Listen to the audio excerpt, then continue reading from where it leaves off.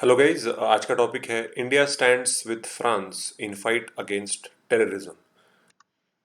Topic चालू करने से पहले थोड़ा मेरे बारे में बता देता हूँ। मेरा नाम आदित्य केदारी है। मेरा एजुकेशनल क्वालिफिकेशंस, मेरा एक्सपीरियंस, मेरे सक्सेसफुल कैंडिडेट्स के नाम और मेरे सोशल मीडिया के चैनल्स के नाम अलग अलग। यूट्यूब है, फेसबुक है, टेलीग्राम पे भी मेरा चैनल है, उसको आप फॉलो कर सकते हैं। ये थोड़ा मेरा ब्रीफ इंट्रोडक्शन है, आप थोड़ा देर पॉज करके भी इसको देख सकते हैं। लेकिन more important is with regards to our topic जो फ्रांस पे है। कंटेक्स्ट ये है कि देखिए, तीन लोग, 3 people have died in a knife attack. चाकू से अटैक किया गया था चर्च के नीस करके एक, या नाइस करके एक सिटी है फ्रांस में, उसको नीस बोलते हैं, कोई नाइस बोलता है। तो वहाँ पे तीन लोगों का कत्ल हो गया और एक इंसान ने उनको मार डाला। और उनके जो फ्रेंच प्रेसिडेंट है इमैनुअल मैक्रोन, उन्होंने कहा कि ये इस्लामिस्ट टेररिस्ट अटैक है। ठीक है, कि किसी इंडिविजुअल ने जो इस्लामिक कम्युनिटी को बिलोंग करता है, उन्होंने ये अटैक किया है, जिसकी वजह से ये तीन लोग मारे गए हैं। 4,000 troops, 4,000 police personal, paramilitary forces को डिप्लॉय किया गया है सिटीज़ में, ताकि चर्च और स्कूल्स को स्पेसिफिकली प्रोटेक्ट किया जाए। देखिए, फ्रांस का 2015-14 से आप देखोगे तो France has a history of terrorist attacks. 15-16 के बाद कंसिस्टेंटली ऐसे अटैक्स होते हैं जहाँ पे किसी का बिहेडिंग किया जाता है, सर काट दिया जाता है, गोली मार दी जाती है, चाकू से अटैक किया जाता है। और ज़्यादातर चर्च और स्कूल्स के आसपास या उनके एरिया में ये हो रहा है। और जो अटैक करने वाले हैं अनफॉर्चुनेटली ज़्यादातर इस्लामिक कम्युनिटी को बिलोंग करते हैं। तो थोड़ा इसके बारे में हिस्ट्री जान लेते हैं फ्रांस के बारे में, कि तो France was the first European country to ban burqa. जो बुरखा जो होता है इस्लामिक कम्युनिटी में जो औरतें पहनती हैं, उसको बैन करने वाली ये पहली यूरोपियन कंट्री हुई। उसको देख के फिर बेल्जियम ने भी बैन कर दिया और बाकी के जो यूरोपियन कंट्रीज हैं उन्होंने भी सोच रहे हैं उसको बैन करने के लिए। एक बात समझना बहुत ज़रूरी है कि फ्रांस एक सेक्युलर कंट्री है। सेक्युलर का मतलब ये है कि सारे धर्म समान हैं। क्रिश्चियनिटी हो, हिंदुइज्म हो, इस्लामिक हो, पारसी हो, कोई भी रिलीजन हो, सारे के सारे रिलीजन सेम है, उनमें कोई डिस्क्रिमिनेशन नहीं होगा। लेकिन बुर्का बैन करना ये उनका तरीका है सेकुलरिज्म को मेंटेन करने के लिए। तो इंडिया में भी हम भी सेकुलर हैं, लेकिन हमारा सेकुलरिज्म अलग है। हम बिना वजह किसी के रिलीजन में इंटरफियर नहीं करते। लेकिन फ्रांस ने बुर्का बैन कर दिया।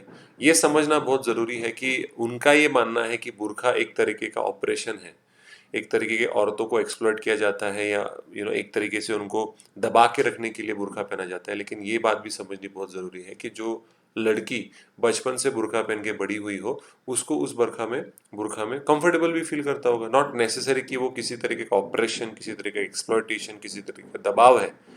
ठीक है, तो ये आज़ादी लोगों को देनी चाहिए, औरतों को, इस स्पेसिफिकली इस्लामिक औरतों को, कि वो पहनना है कि नहीं पहनना है। ठीक है, लेकिन फ्रांस ने क्या कि ये अलाउड ही नहीं होगा। ये जैसे अगर आप बुर्का पहनोगे तो उसके ऊपर आपको पेनल्टी देनी पड़ेगी। तो सिक्योरिटी रीजंस और दूसरा कि वुमेन एम्पावरमेंट के लिए उनका मानना था कि ये हटा देना चाहिए। लेकिन उनको समझना चाहिए कि अगर कोई बच्ची है जो बचपन से बुर्का पहन के आई है, तो उसको क्या पता उस बुर्का में शी माइट फील कंफर्टेबल, उसको वो कंफर्टेबल फील करता होगा। तो उसको बुर्का पहनना है क्या नहीं पहनना है, वो उस लड़की की चॉइस होनी चाहिए। आपने तो लॉ ही बना दिया कि अगर बुर्का पहन के आप बाहर निकलोगे तो आपको फाइन लगेगी। तो एक तरीके से एक किसी के रिलीजियस मैटर में, पर्सनल मैटर में इंटरफियर किया फ्रांस ने। और आप देख सकते हो कि तब से अटैक्स चालू हो गए। फ्रांस में थोड़े दिनों पहले, जैसे ये नाइफ अटैक हुआ, उसके थोड़े दिनों पहले ही एक स्कूल टीचर का सर काट दिया गया बाय अ 18 ईयर ओल्ड। एक 18 साल के लड़के ने एक स्कूल टीचर का गला काट दिया। इसके लिए स्कूल और चर्च के आजू बाजू बहुत सारी सिक्योरिटी बढ़ा दी गई है। Police sources early named the attacker, जो ब्राह्मण अवसाई करके जो इंडिविजुअल है जिसने ये नाइफ अटैक किया, जिन लोगों को, ये नाइस जो सिटी है उसमें इन तीन लोगों को मारा, उसका नाम उन्होंने आइडेंटिफाई किया है, ब्राह्मण अवसाई करके। उसने ही travelled from boat from Tunisia to the Italian island of Lampedusa in सितंबर 2020 and he was quarantine. Corona था, इसके लिए उसको क्वारंटाइन किया गया था। तुनिशिया से ये बंदा आया और क्वारंटाइन होने के बाद अक्टूबर में, अभी थर्सडे को, ये पिछले थर्सडे को उसने ये तीन लोगों को मार दिया। ठीक है, attacker armed with a saw-off shotgun seriously wounded a Greek Orthodox priest Nicholas Kakavelski in a shooting outside a church in Lyon on 31st October। अभी 3 दिनों पहले, 2 दिनों पहले एक प्रीस्ट को फिर से चर्च के बाहर शॉट गोली से उड़ा दिया 31 अक्टूबर को 2020।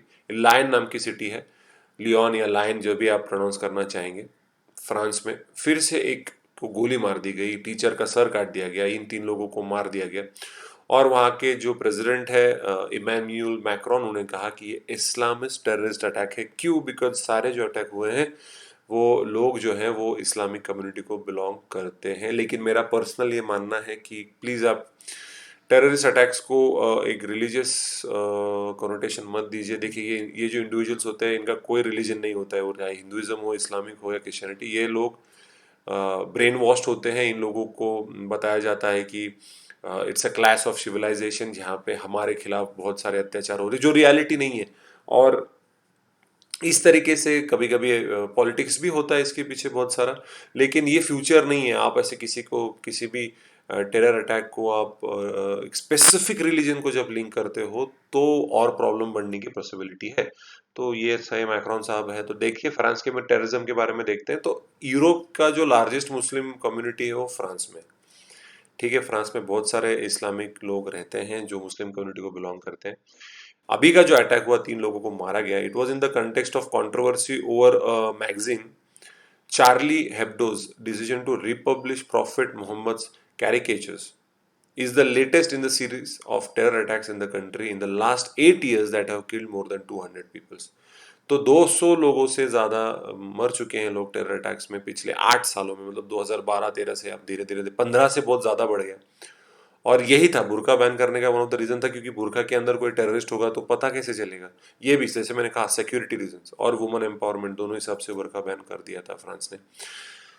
तो ये एक रीजन था कि भैया आप कुछ उनके अगेन प्रॉफिट मोहम्मद जो भगवान मानते हैं कोई स्पेसिफिक कम्युनिटी ऑफ इस्लाम के अंदर के लोग, उनके रीपब्लिश करिए, ये करिए, वो करिए, तो अटैक कर दिया।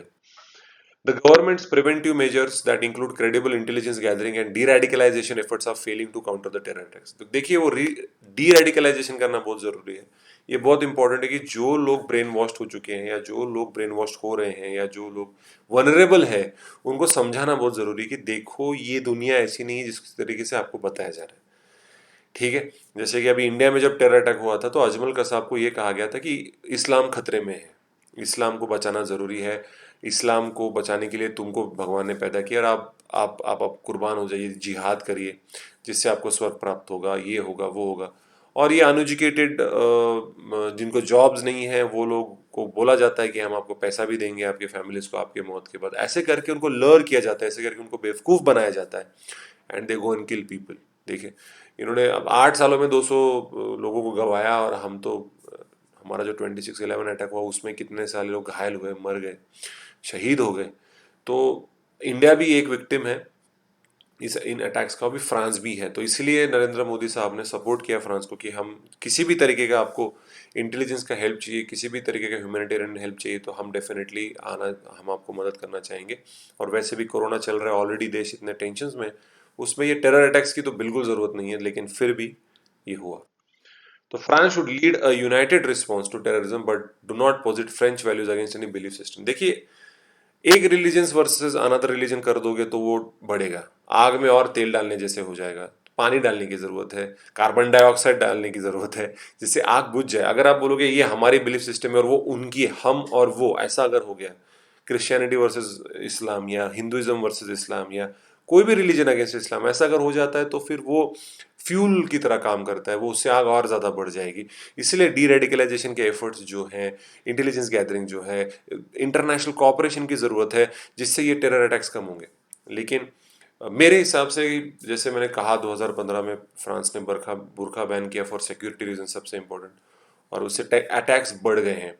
उनको लग रहा है कि हमारा इस्लाम अंडर थ्रेट है, देखो बरका बैन कर दिया, ये कर दिया, तो उस तरीके से उन लोगों को ब्रेन वॉश किया जाता है। तो फ्रांस का अपना एक तरीका है, उनकी एक सिस्टम है, उनका एक गवर्नेंस करने का, जैसे इंडिया का अपना एक सिस्टम है। तो हम हमारे हिसाब से टेररिज्म को कंट्रोल करना चाहते हैं, वो अपने हिसाब से करना चाहते हैं, तो उनका वो हक है। लेकिन ये कोई भी देश हो, फ्रांस हो, इंडिया हो, अमेरिका हो, you cannot do one religion against another religion. ठीक है, वन वर्सेस अनदर ऐसा हो जाएगा तो प्रॉब्लम बढ़ेगा। ठीक है, solution is deradicalisation and international cooperation, जिससे टेररिज्म पे कंट्रोल लाया जाए। तो thank you so much guys, आज का ये टॉपिक था। तब तक के लिए हम Aditya Kidari, thank you for listening to my video. अच्छा लगे तो डेफिनेटली कमेंट करिए, लाइक करिए, शेयर करिए। और डेफिनेटली मेरे जो मैंने स्टार्टिंग के वीडियो में मेरे जो सोशल मीडिया हैंडल्स उसको आप फॉलो ज़रूर कर सकते हैं फॉर डेली अपडेट्स। तब तक के लिए थैंक यू। जय हिंद।